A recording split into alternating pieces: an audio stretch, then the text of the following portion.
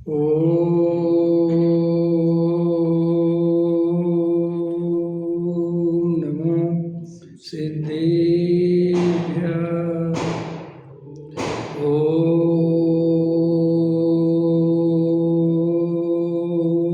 नमः सिद्धेभ्यः। ओम नमः सिद्धेभ्यः। निर्मल ज्ञान परिठिया कम कलंक डहेबी। अपाल दो जेड़ परू ते परम पेड़बे। सब कर्म मल का नाश कर हरे प्राप्त कर जो लीन निर्मल ध्यान में नम कर निकल परमा। संतप्त मानस शांत हो जिनके गुणों की वे वर्धमान महान जिन विचरे हमारे ध्यान में। योग सार प्रवचन गाथा नंबर अपनी 14 चल रही है। परिणामों से ही बंध व मोक्ष होता है। परिणाम से ही बंध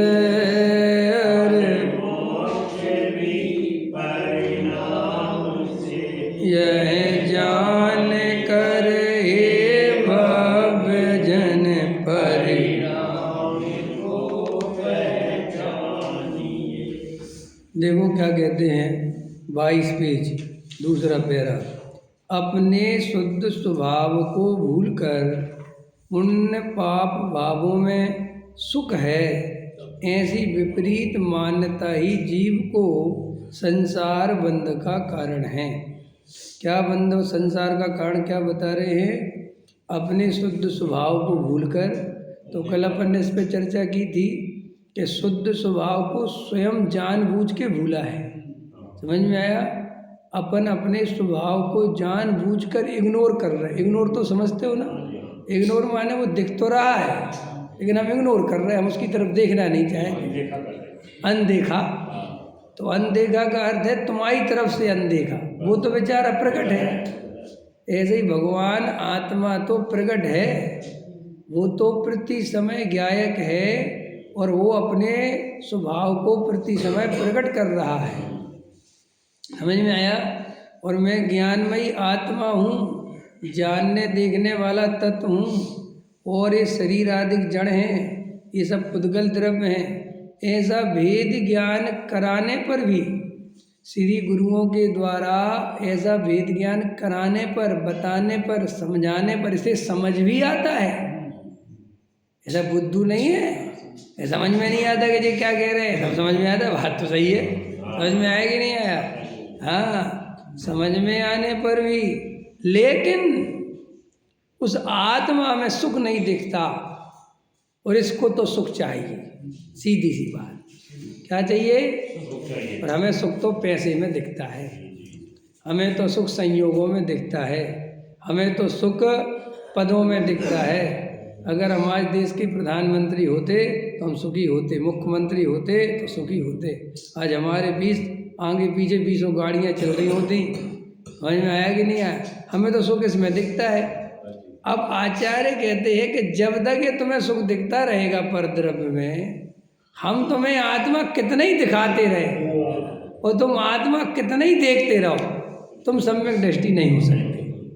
तोड़ना तो स्वयं पड़ेगा, तोड़ना स्वयं को पड़ेगा। अब ये हमारे मिथ्यात्व का कारण है।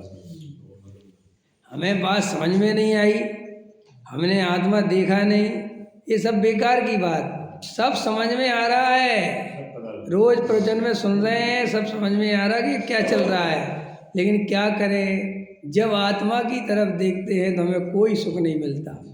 और आत्मा की शर्त ही है कि जब तक तू परद्रव्य में सुख मानेगा समझ में आया? तुझे मेरा सुख कभी नहीं मिलेगा, ये उसकी शर्त है। आया समझ में? लोक में भी ऐसी व्यवस्था है, तुम्हारी दूसरी शादी पहली शादी में तलाक हुए बिना नहीं हो सकती। होता है ना कि भाई पहले का तलाक पक्का कन्फर्म होना चाहिए तो दूसरी शादी होती है। समझ में आया कि नहीं आया? उसको तलाक तो दे नहीं, दूसरी शादी तो नहीं होती। लोक में यही व्यवस्था है, 4 जगह अपनी लड़की के लिए रिश्ता देखे, समझ में आया, और इधर भी दिमाग लगाए, इधर भी लगाए, इधर भी लगाए, तो रिश्ता फाइनल नहीं हो सकता। भाई एक को चुनना पड़ेगा और सबको छोड़ना पड़ेगा तो रिश्ता होता है। ऐसे ही आचार्य कहते हैं कि तू परद्रव्य को अपने पकड़ के रखना चाहता है, मेरी पत्नी बनी रहे, मेरे बच्चे बने रहे, कलेक्टर बन जाए, पैसे वाले बन जाए, मेरी इज्जत भी रहे, दौलत भी, शोहरत भी, सब रहे, और पंडित जी आप आत्मा से भी मिला दो। हाँ, हम ऐसी आत्मा से तो मिलने को तैयार है, समझ में आया, जिसमें हमें कुछ ना छोड़ना पड़े। तो कई लोग समझते हैं, जो व्यवहारी है वे सोचते हैं कि जो मुमुक्षुओं का धर्म बहुत अच्छा है। कि साहब क्यों, क्या बात? बोले इनके यहाँ कुछ नहीं छोड़ना पड़ता, केवल आत्मा की चर्चा करो और आत्मा मिल जाता है। ऐसा बिल्कुल भी नहीं है। आत्मा के लिए 2 तरह से परद्रव्य को छोड़ा जाता है। सम्यक दर्शन पाने के लिए श्रद्धा में छोड़ा जाता है, और सम्यक चारित्र में जाने के लिए क्रिया में भी छोड़ा जाता है। आया समझ में कि नहीं? स्वरूप है, अगर हम श्रद्धा में परद्रव्य को अपना मानेंगे तो हमें सम्यक दर्शन नहीं होगा, ठीक है, समझ लो।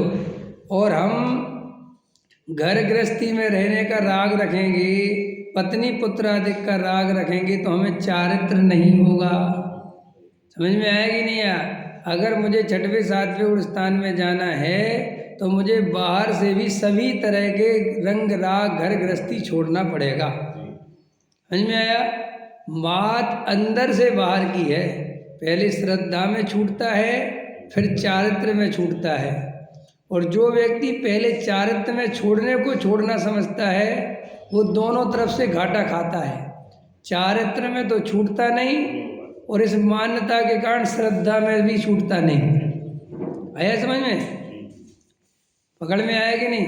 भाई द्रव्यलिंगी मुनि ने बाहर में सब कुछ छोड़ दिया, लेकिन असलियत में देखा जाए तो न चारित्र में ही कुछ छूट पाया और ना कुछ श्रद्धा में ही छूट पाया। दोनों तरफ से घाटा हो गया, क्योंकि पहले श्रद्धा में छोड़ो फिर वो क्रम से चारित्र में आता है। तो हम सबको ये बात समझनी चाहिए कि कई लोग कहते हैं कि साहब मोक्षु बन गए, बस धर्म की चर्चा करते रहते हैं, घर में रहते हैं, बढ़िया पत्नी बच्चे सब, और बस धर्म होता रहता है। नहीं नहीं नहीं नहीं, धर्म इस बात से नहीं होता कि वो लोग चर्चा करते हैं। अगर कोई मुमुक्षु को सम्यक दृष्टि बनना है तो उसे श्रद्धा में एक एक उद्गल परमाणु का त्याग करना पड़ेगा। अगर वो एक उद्गल परमाणु को भी अपना मानेगा तो वो सम्यक दृष्टि नहीं हो सकता। इसलिए कौन कहता है मुमुक्षु त्याग नहीं करते? मुमुक्षु श्रद्धा में त्याग करता है, और तुम चारित्र के त्याग को त्याग समझते हो, इसलिए तुम्हें मुमुक्षु का त्याग नहीं दिखता। आया समझ में? इसलिए व्यवहारी जन ये कहते हैं कि ये लोग साधु तो बनते नहीं, इनके यहाँ कोई त्यागी वृत्ति तो बनता नहीं, बस जब देखो आत्मा की चर्चा कर लो, वेद ज्ञान की बातें कर लो, शरीर से भिन्न है आत्मा। अरे भाई साहब, सम्यक दृष्टि होने के लिए घर नहीं छोड़ना पड़ता, श्रद्धा में घर छोड़ना पड़ता है। समझ में आया? छोड़ना तो पड़ता ही है, नहीं छोड़ता ज्ञानी ऐसा नहीं है। ज्ञानी श्रद्धा में एक उद्गल परमाणु को भी अपना माने तो वो मिथ्या दृष्टि रहता है। आई बात समझ में? तो देखो, हम आत्मा को स्वयं जानबूझकर भूले हुए हैं। आत्मा तो हमारे ख्याल में आता है, हमें सब दिखाई देता है, देह और आत्मा का भेद ज्ञान भी हमें समझ में आता है, लेकिन हमारी प्रॉब्लम एक है कि हमें भेद ज्ञान करने से, आत्मा की दृष्टि करने से ध्यान करने से कोई सुख मिलता हुआ दिखता नहीं है। और साथ में ऐसा और लगता है कि मैं कहीं गलत चक्कर में ना फंस जाऊं। नहीं समझ में आया? दुविधा में दोनों गए, माया मिली ना राम। समझ में आया? दुविधा समझ में ट्विंकल? क्या बात, उदास हो? कोई तकलीफ है? हाँ, तो दुविधा में दोनों गए, माया मिली न राम। तो ये भगवान के पास आता तो है, लेकिन भगवान पे भी भरोसा नहीं है, पत्नी पे भी भरोसा नहीं है, बच्चों पे भी भरोसा नहीं है, पैसे पे भी भरोसा नहीं है। हमें रियल में भरोसा पूरी तरह किसी पे नहीं है। हम तो थोड़ा थोड़ा भरोसा मिला के चला रहे हैं। कल परसों चुटकुला सुन रहा था कि एक पत्नी बोल रही थी, पति नाम का तत्व भगवान ने कैसे बनाया? तो बोले जैसे महिलाएं 4 प्रकार की थोड़ी थोड़ी सब्जी बच जाती है ना, तो चारों को मिला के मिक्स वेज बना देती है, मिक्स सब्जी। समझ में? ऐसे ये पति जो है मिक्स वेज है। किसका?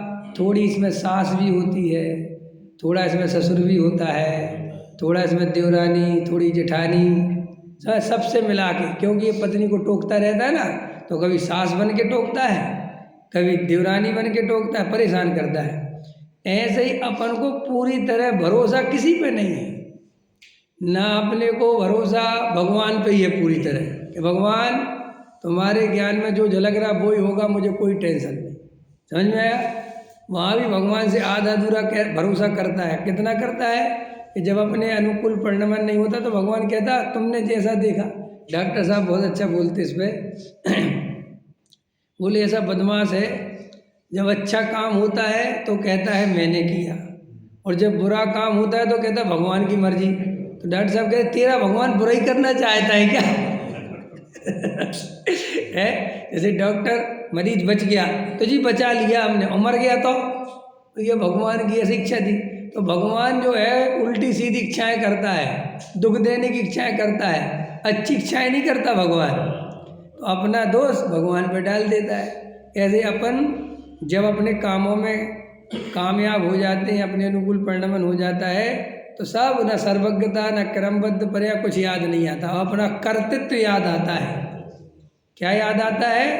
भाई साहब मैंने जमीन दी तब मंदिर बना, मैं जमीन नहीं देता तो कैसे बनती?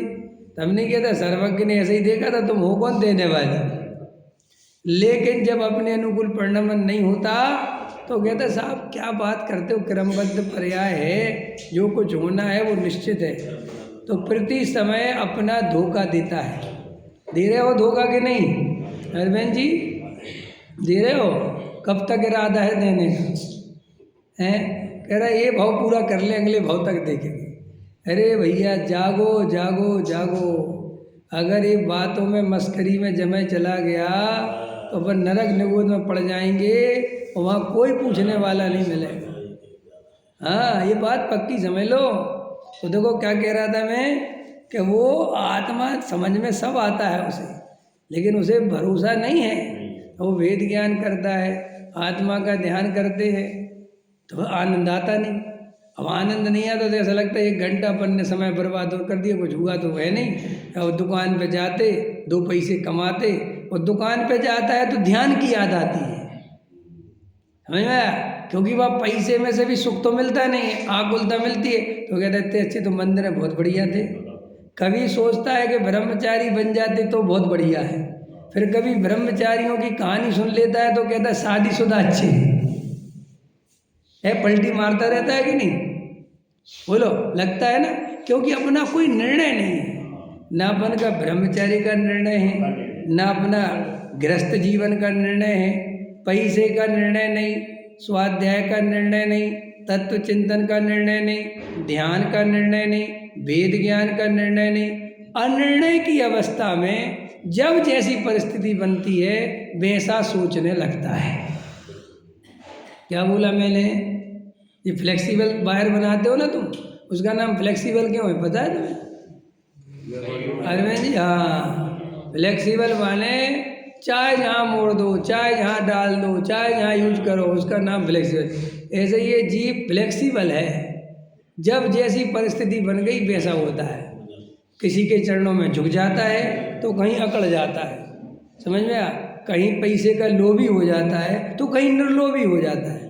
फैक्ट्री पे जाएगा तो लोभी हो जाएगा, वहाँ 10-10 रुपये के लिए रिक्शा वाले से लड़ेगा, 300-300 रुपये कम करवाने के, ऊपर के पैसे कितने, कौन से पैसे कम कर दे अरविंद जी, ऊपर के, है ना, ऊपर की कलम उड़ा दो। उस बेचारे के बन रहे 10,000 300, 10,000 ले जा, क्या है 300 रुपये, अरे कुछ नहीं होता, वहाँ ऐसा लोभी हो जाता है।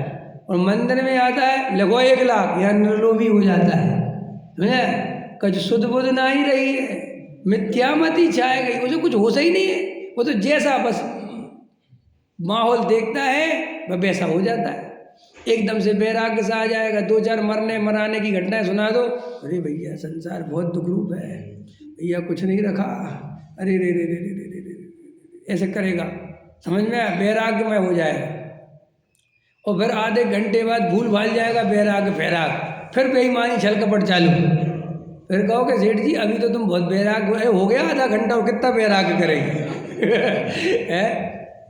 है? अभी हेमा वो मर गया ना धर्मेंद्र, तो हेमा मालिनी बोल रही थी शोक सभा में कि भैया हमने अपने जीवन में कभी नहीं सोचा था कि एक पल ऐसा भी आ जाएगा कि मुझे भी शोक सभा बुलानी पड़ेगी। तो नहीं सोचा तो गलती तुम्हारी है भाई, वस्तु का स्वरूप तो ऐसा ही है भाई।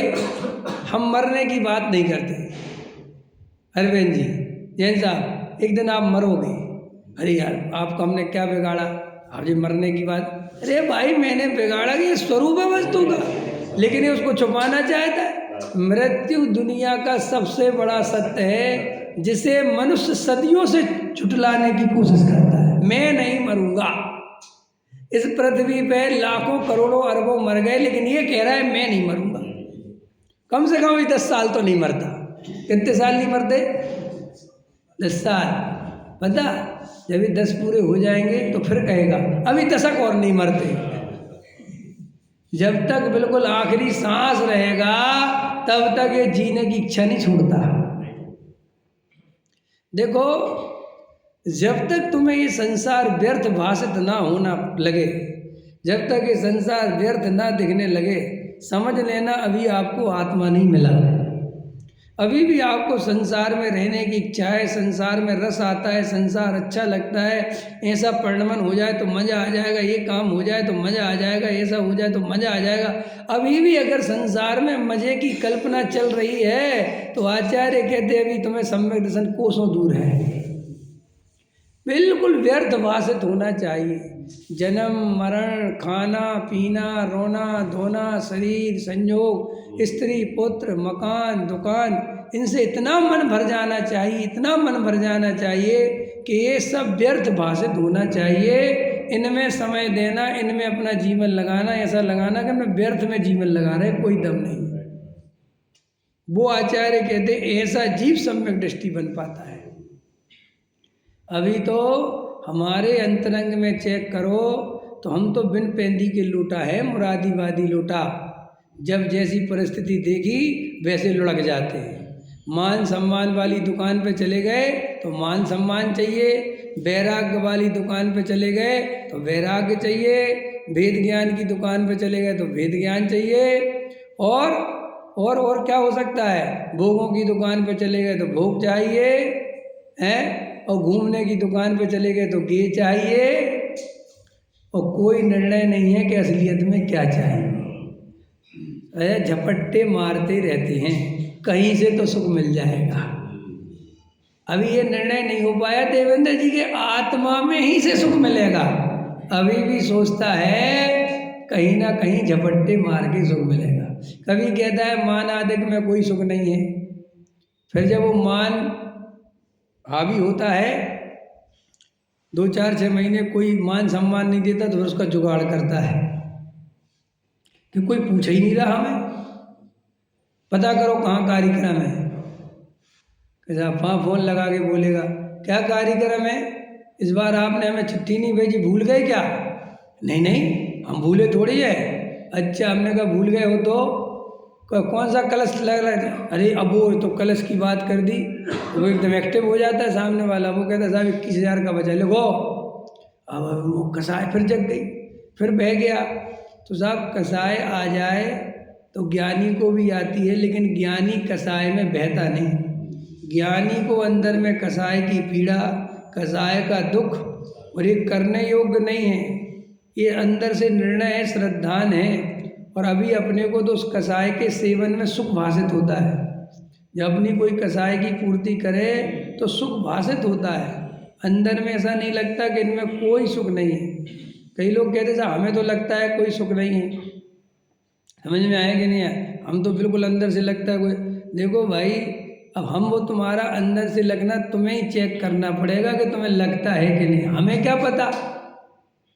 नहीं समझ में आया भाई? लगने का तो हमें तो नहीं पता चला ना, अपना अपना पता देखो कि अपना वजन कितना आता है पर द्रव्य का। तो श्री गुरु कहते हैं कि अपने शुद्ध स्वभाव को जानबूझकर भूला है। क्यों भूला है? क्योंकि हमें अपने शुद्ध स्वभाव में कोई सुख मिलता हुआ नजर नहीं आता। जब तक हमें सुख मिलेगा नहीं, हम आत्मा की तरफ आएंगे नहीं। और आत्मा ये कह रहा है, जब तक तू पर में सुख मानता रहेगा, मेरा सुख तुझे मिलेगा नहीं। अब ये द्वंद्व है बस। बोलो, गांव छोड़कर शहर आना है, गांव में जमी जमाई दुकान है, समझ में आया? 2 वक्त की रोटी बढ़िया मिल जाती है, रहने को मकान है, ठीक है, और जान पहचान है, मोहल्ला पड़ोस है। अब अगर शहर आना है तो वो छोड़ना पड़ेगा कि नहीं साहब, शहर में पहले मेरा काम जमवा दो फिर आऊँगा। ऐसा नहीं होता।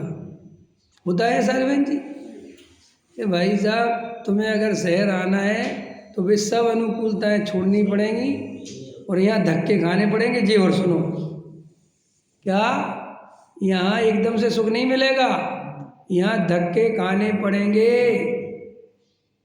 समझ में आया? और धक्के खाने पड़ेंगे, इतने ही अकेला नहीं है। हो सकता है कि तुम पाप का उदय हो तो कामयाब भी नहीं हो। तो एक कहावत है क्या?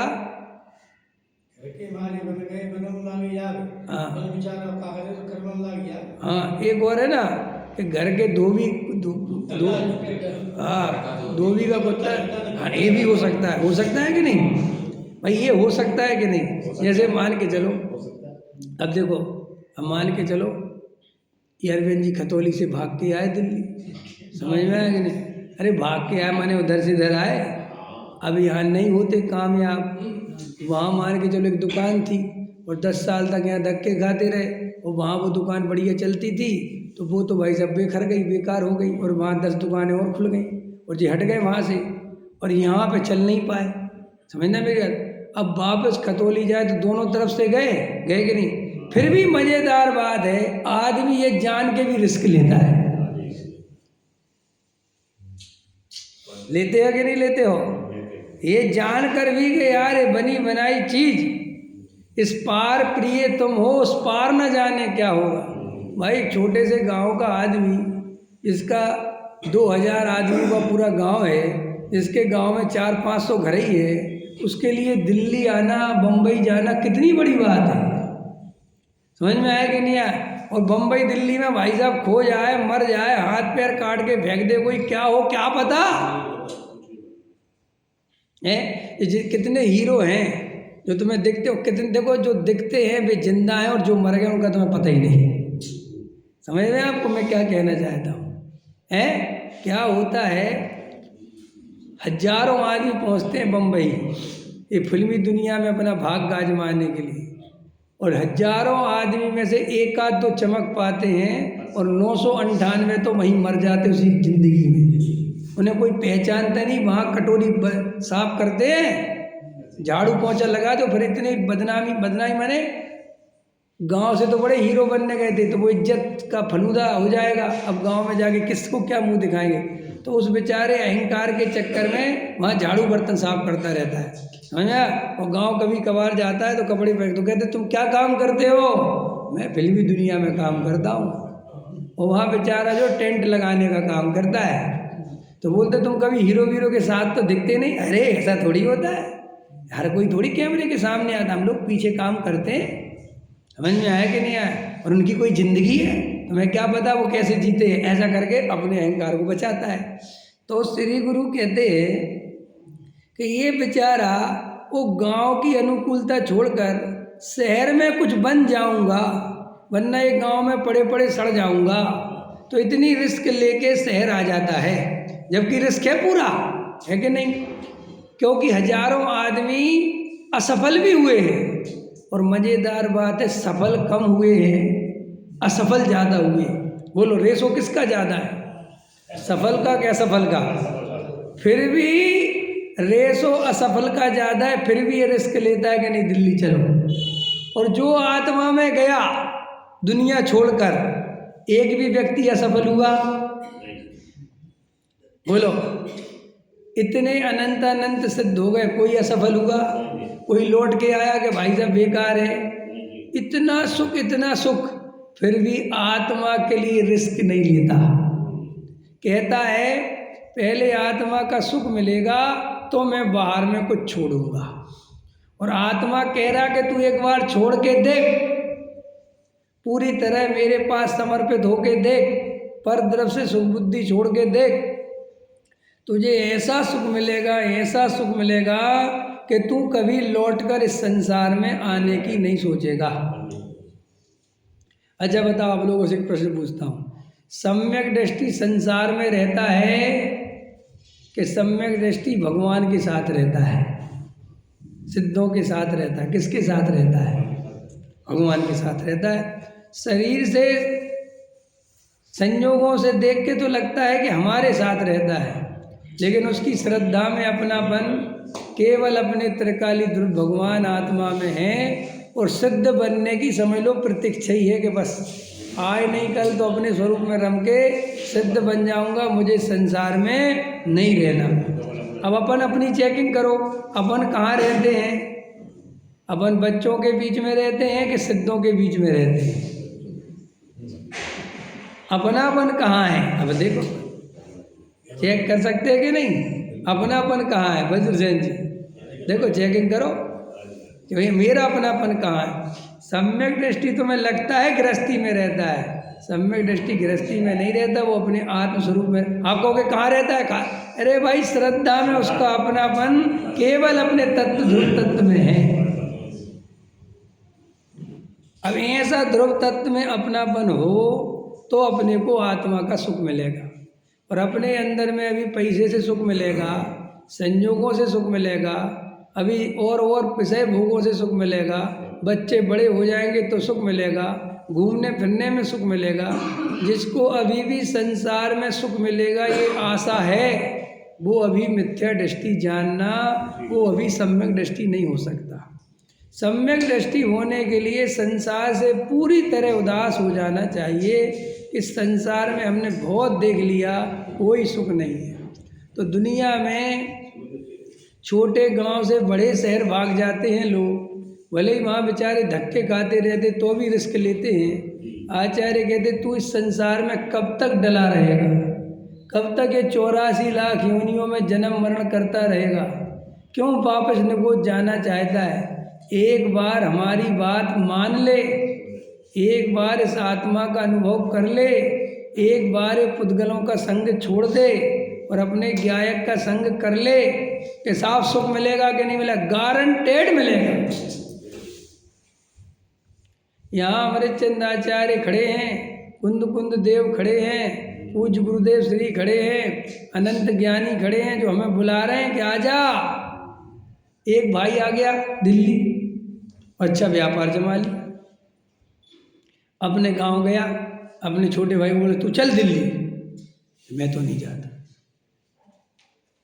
अरे भैया चल, यहाँ कुछ नहीं रखा, तुझे वहाँ पे व्यापार करा देंगे और एक फैक्ट्री लगवा देंगे, हमें एक माल बनाना आ गया है, खूब बढ़िया चल रहा है, चल। समझ में आएगी? जैसे वो उसको प्रेरित करता है कि चल चल इस गांव में क्या रखा, ऐसे ही हमें अनंत ज्ञानी प्रेरित करते हैं कि निकल के आ जा। ये घर गृहस्थी में किसी को कोई सुख नहीं मिला, ये मोह में किसी को कोई सुख नहीं मिला, और ये थोड़े काल की पर्याय है बस ये मनुष्य भाव में ये बात सुनने समझने मिल रही है, उसके बाद तो तुझे कोई बुलाने भी आने वाला आएगा। जब अपन त्रियंच गति में पड़े रहेंगे, नरक निगोद में चले जाएंगे, तब कोई आएगा तुम्हें समझाने के लिए कि आत्मा हो तुम? फिर ये समझाने कोई नहीं में आने वाला। तो अभी देखो आचार्य कहते हैं कि अपने शुद्ध स्वभाव को भूलकर, तो ये भूलकर शब्द क्यों डाला, मैं इसकी व्याख्या कर रहा हूँ। शुद्ध स्वभाव तो वहीं मौजूद है, प्रकट है, हम जानबूझकर भूले। ये थोड़ा इम्पोर्टेंट ध्यान देना। मैंने शुरू में क्या बताया था जैन साहब? इग्नोर, अनदेखा। अच्छा, इग्नोर में और भूले हुए में क्या अंतर है बताओ? हाँ, दिख रहा है कि ये है और फिर भी हम रास्ता जानबूझ के काट रहे हैं। और भूला कि हमारी नजर ही नहीं गई, हमने देखा ही नहीं आपको। आया समझ में कि नहीं? तो हम आत्मा के साथ भूले नहीं हैं। हाँ, मुमुक्षु, ये मुमुक्षु इग्नोर कर रहा है। वो जो व्यवहारी है वो बेचारा वास्तव में भूला हुआ है, क्योंकि उस बेचारे को किसी ने आत्मा बताया ही नहीं। हम इग्नोर कर रहे हैं। तो बताओ, इग्नोर करने वाला बड़ा पापी है कि नहीं? ये बताओ, तो जानबूझ के तुझे इतना आत्मा समझाया, वेद ज्ञान की बात समझाई। देखो भाई, गरीब का बच्चा नहीं पढ़ पाए तो उसकी परिस्थितियों के कारण उसे क्षम करा जा रहा है। बेचारा क्या करता, उसके बाप पे पैसा ही नहीं था। 8 साल की उम्र से। तो मैं कल एक जगह गया, कल नहीं 2-3 दिन पहले गए किसी माल के लिए, उससे पैसे ले रहे थे। तो उसका 9 साल का बच्चा जो है पिन लगा रहा था। तार में हमारे यहाँ पिन लगती ना माल में, तो 9 साल का बच्चा पिन लगा रहा, छिलाई कर रहा, बिल्कुल इतना छोटा सा। मैंने कहा भाई तेरे पापा कहाँ है? मेरा पापा तो मार्केट गए।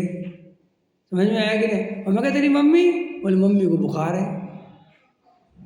तो मैंने कहा तू क्या कर रहा? बोले मैं पिन लगा रहा, अभी पापा आके मशीन चलाएंगे। समझ में आया कि? तो मैंने कहा तुम स्कूल नहीं जाते? कह रहा स्कूल तो जाता हूँ, लेकिन अभी मम्मी की तबीयत खराब है, कोई पिन लगाने वाला है नहीं, तो अभी मैं नहीं जा रहा। अब ऐसे धीरे धीरे क्या होगा, वो बच्चा वो इन चीज़ों में निपुण हो जाएगा, तो बेचारे की पढ़ाई में छूट ही जाएगी, क्या पढ़ पाएगा? क्योंकि हर आदमी इतना चतुर, इतना होशियार नहीं होता है कि वैसी परिस्थितियों में रह के भी पढ़ सके।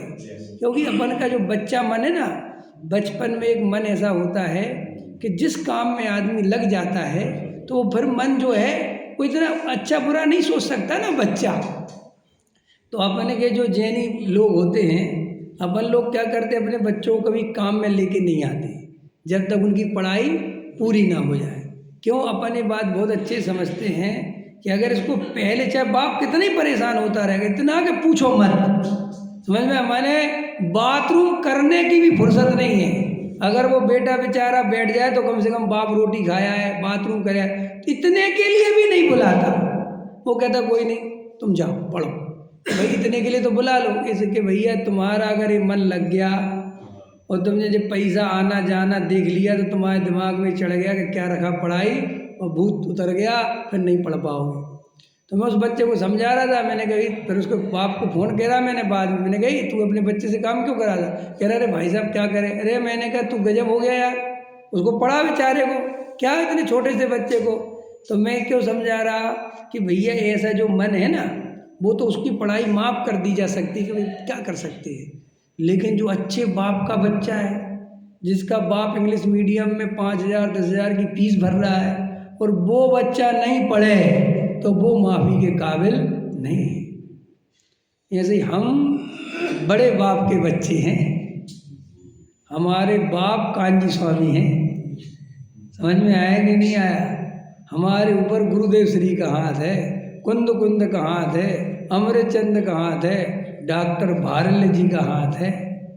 और इसके बाद भी हम आत्मा को इग्नोर करें, हम आत्मा को अनदेखा करें, हम आत्मा की ओर नहीं बढ़ें, तो हमसे बड़ा अपराधी पृथ्वी पर कोई दूसरा नहीं है। बोलो साहब, ये बात स्वीकार है कि नहीं? इसलिए वो व्यवहारियों की माफ़ी है, क्योंकि उन बेचारों को उनके गुरुओं ने आत्मा बताया ही नहीं। उनके गुरुओं ने तो उन्हें सेवा करना, पूजा पाठ करना, शांति धारा करना, भक्तांबर पढ़ना, समझ में आया, पारसनाथ दुख हर लो, ये बताया, सो बेचारे वो करते हैं। लेकिन हमारे गुरु ने हमें बताया कि तू स्वयं भगवान है।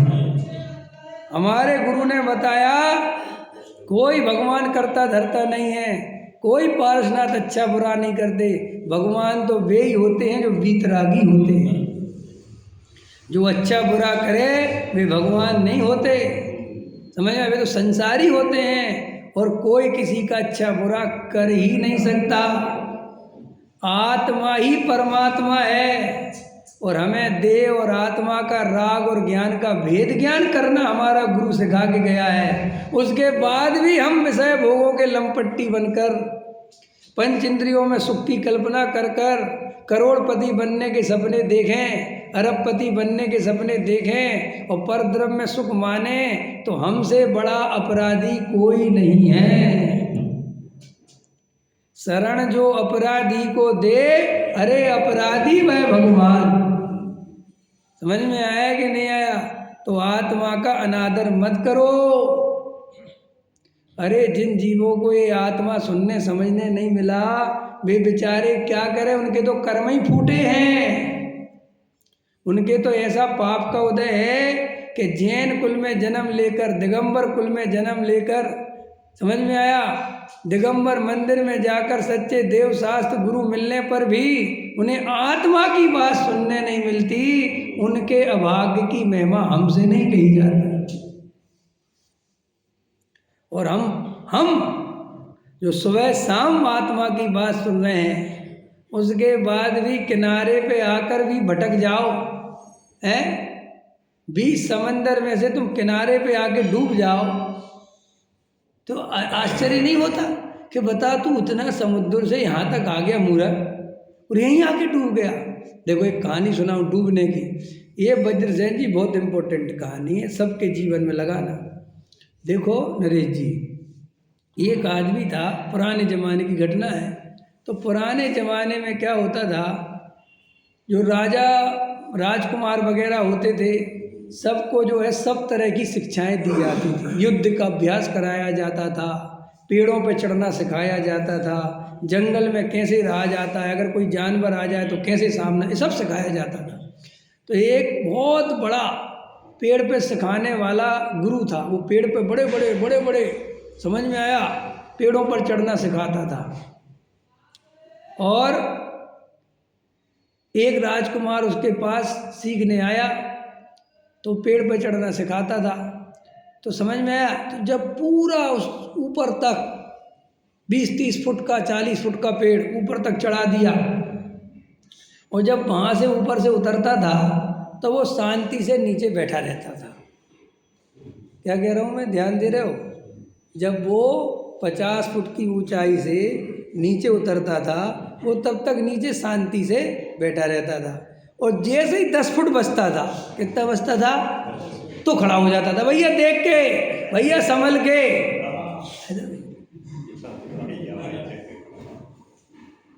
ये क्या मूर्ख आदमी है? अरे भाई, जब आदमी 50 फुट से जब उतर रहा है तो सावधान तब करना कि जब 10 फुट बचा है तब करना। समझ में आया? तो वो राजकुमार नीचे आया, उसने 2-3 बार यार ये देखा कैसा आदमी है। उसने कहा आप तो बहुत बड़े गुरु हो और मैं तो आपका बड़ा वो है, सब जगह आपकी बड़ी वो है, लेकिन मेरा प्रश्न है मन में। बोले बोलो। बोले जब हम 50 फुट से उतरते हैं तब तो आप शांति से बैठे रहते हो, और जब मात्र 10-12 फुट बचता है तब आप कहते धीरे से शांति से। ये क्या तरीका हुआ?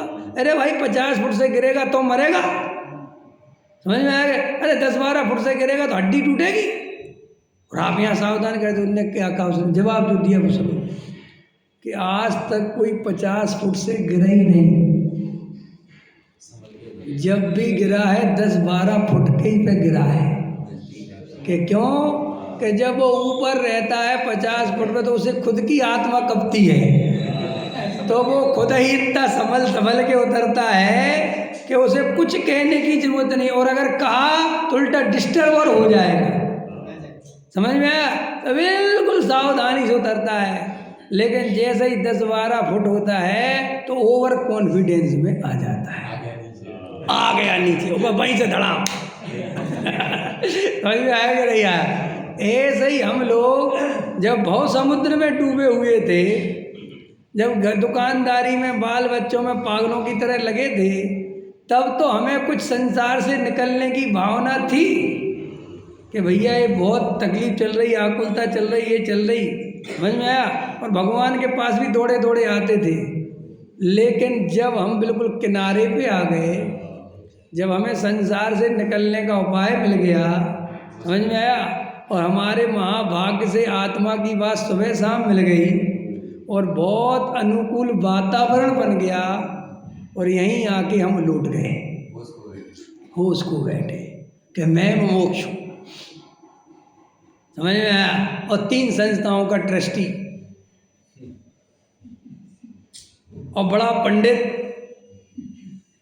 समझ में आया? मैं आत्मा समझा दूँ दुनिया को, मुझे क्या कोई आत्मा समझाएगा? बताओ, अष्टपावड़ में ये लगा, पंचास्तिकाय में ये लगा, नियम सार में ये लगा, क्या समझ रहे हो आप? अरे भैया जी तो बहुत बड़े पंडित जी है, आया समझ में कि नहीं? तो ये किनारे पे आके कश्ती डूब गई इसकी, और अधिकतर बार हमारी कश्ती किनारे पे आके डूबी है। क्यों? समुद्र में डूब जाए तो उसे डूबना नहीं कहते। नहीं समझा भाई? समुद्र में बीच बाजार में कश्ती डूबे, इसमें क्या आश्चर्य है? आश्चर्य तो इसमें है कि किनारे पे आके डूब गई। आश्चर्य तो ये है कि हमें गुरुदेव श्री का समागम, समय सार जैसा अद्वितीय शास्त्र, समझ में आया? आगमों का आगम, अध्यात्म का अध्यात्म, आत्मख्याति जैसी टीका, गुरुदेव जैसे आनंद की दशा में समझाने वाले गुरु, और तर्क युक्ति से, प्रमाणिकता से उसको सिद्ध करने वाले हमारे गुरु भारल जी। समझ में आया? उसके बाद भी हम आत्मा का अनुभव नहीं करें, वेद ज्ञान नहीं करें, संसार में सुख की कल्पना करें, तो हमारी कश्ती किनारे पे आके डूब गई। हमसे बड़ा अभागा कोई नहीं। जो टोडामल जी साहब ने लिखा है, कोड़ी को अमृत पान कराएं, और वो अमृत का पान ना करे तो उसके अभाग्य की महिमा हमसे। विचार करना अपना अपना गहराई से कि हम सब इतने नज़दीक आ चुके हैं। अरविंद जी, तुम तो उठते बैठते हो ना व्यवहारियों के साथ, देखो उन बेचारों को, उनको आत्मा पता ही नहीं है। जाओ तुम्हारी राम गली में पूछो कि कितना जानते हो आत्मा के बारे में।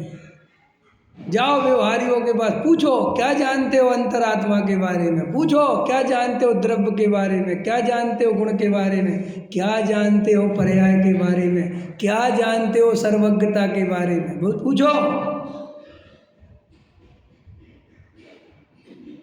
बेचारे जैन होकर भी अजैनों की तरह जीते हैं।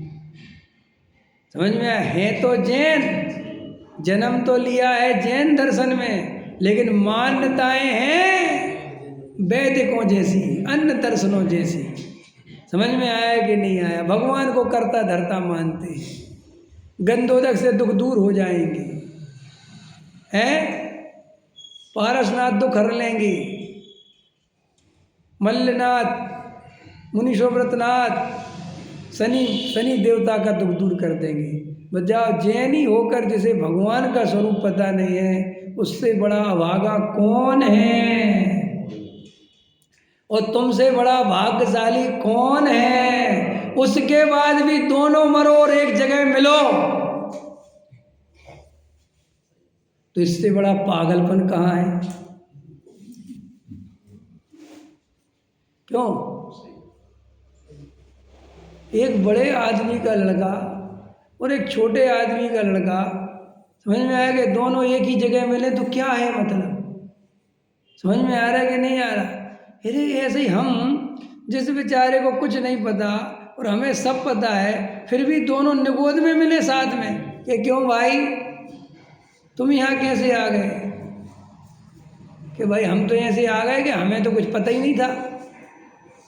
और तुम कैसे आ गए, तुम तो बहुत जाते थे भीम गली। है कि तुम तो बहुत जाते थे भीम गली और बहुत प्रवचन सुनते थे और मुझसे भी कहते थे चलो। तो भाई मैं तो आ गया भटकते हुए, भाई मेरी तो बात, क्योंकि तुम कैसे आ गए कि क्या करें, प्रवचन में तो जाते थे, समझ में तो आता था, लेकिन फिर भी हमने समझ के ना समझी कर दी, फिर भी हमने स्वभाव को अनदेखा कर दिया, इसलिए तेरे साथ मैं भी निगोद में आ गया। ये कहानी तुम्हें काल्पनिक लग सकती है क्योंकि दो निगोदिया आपस में बात तो नहीं कर सकते, लेकिन ऐसा स्वरूप तो तुम समझ सकते हो ना। विचार करना। सहजानंद